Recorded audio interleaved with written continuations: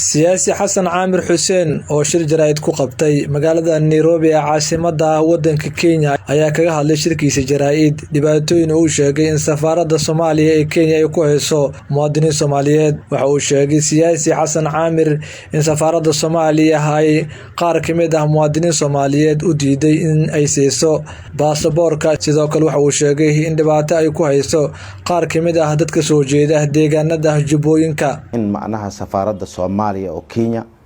dhibaato badan dhanka baasaboorada ayaa hadda waxa dhacday ilmihii markay tageen macnaha safaaradda Soomaaliya ayaa waxa la soo siiyay reject inay Soomaaliya ba ahayn sababta macnaha oo arintaas macnaha ay u dhacday waxa waaye dadka qaar ma ogo Soomaaliya inay ku nool yihiin dad Bantu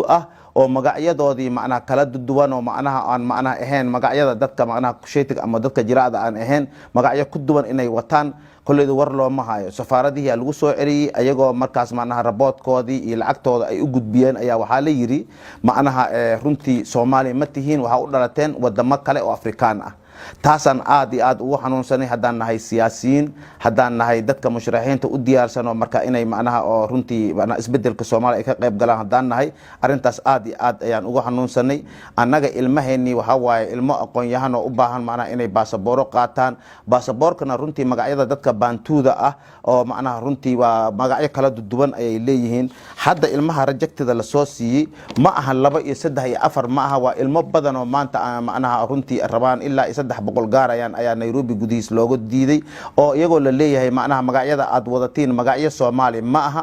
sida dartiis ayaa waxa loo soo siiyay reject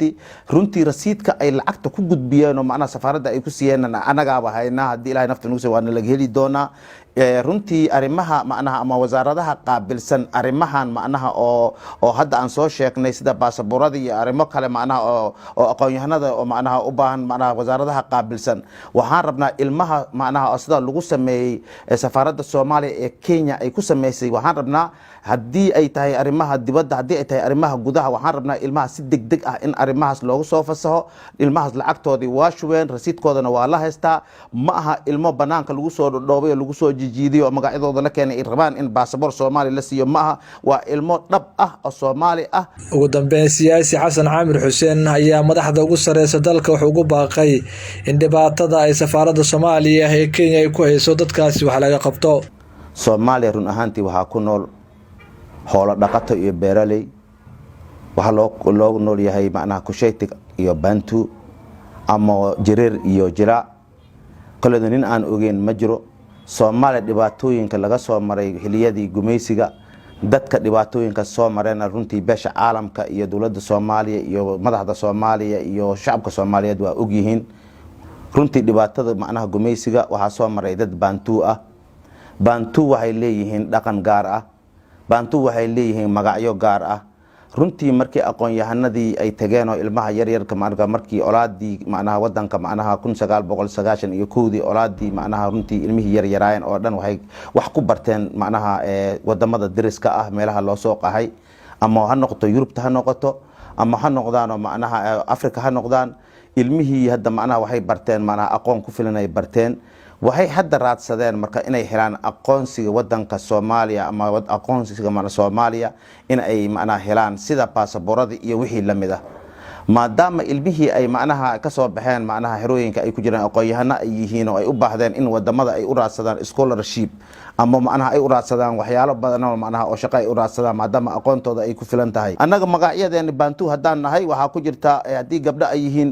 lunti lawza wax la dhahayaa jira waxa jirta hadii Ilaahay nafta nugu soo manakucha wax la dhahayaa jira oo Bantu ah runtii waxa ku soo jeedan gobolada Jubbooyinka si toos ah riziki ayaa jira magacyada macnaha Bantuda isticmaasho waaye kawiye ayaa jirto ziyaada ayaa jirta kuleyti ayaa jirta magacyada aan macnaha runtii aan idinka waligiina arkin oo hadda idinku cusub waxa way noocaas waaye dhibaatada keenayso runtii macnaha magacyadan waxa isticmaalaan Soomaali Bantu ay isticmaalaan runtii waxaan rabnaa hadii macnaha oo arimahan oo hadda macnaha ilmaha rejectada lagu siiyay ay sidaan macnaha arinta ay noqoto waxaan ogaanaynaa in Soomaali Bantu ba sidooda ahaan ba Soomaaliya in xaqooda la dulminayo ayaanu aragnaa runtii wadanka Soomaaliya hadda wuxuu u socdaa doorasho one man one vote u socdaa one vote wadanka waxay u baahan yihiin in karar la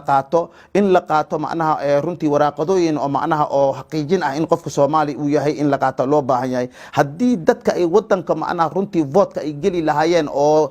la dhaho macnaha Soomaali ma tihid magacaaga waxa la yiraahdaa qamiis magacaaga waxa la yiraahdaa juma magacaaga waxa la yiraahdaa umberwa magacaaga waxa la yiraahdaa macnaha megano hadii intaas ba loo diidaa inaga magacyadeena intaas ay tahay gumeysiga markii jirayna aan macnaha runtii wadanka aan ku soo dhimanay oo biridna doorasho one man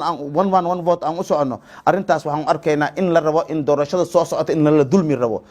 runtii waxaan leenahay siyaasiyiinta Soomaaliya iyo dawladda Soomaaliya iyo shacabka Soomaaliya dhibaatadaas ayaa ilmaheena lagu sameeyay waxaan rabnaa isbedel degdeg ah oo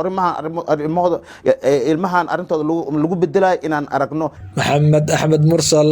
warbaahinta qaran magaalada Muqdisho.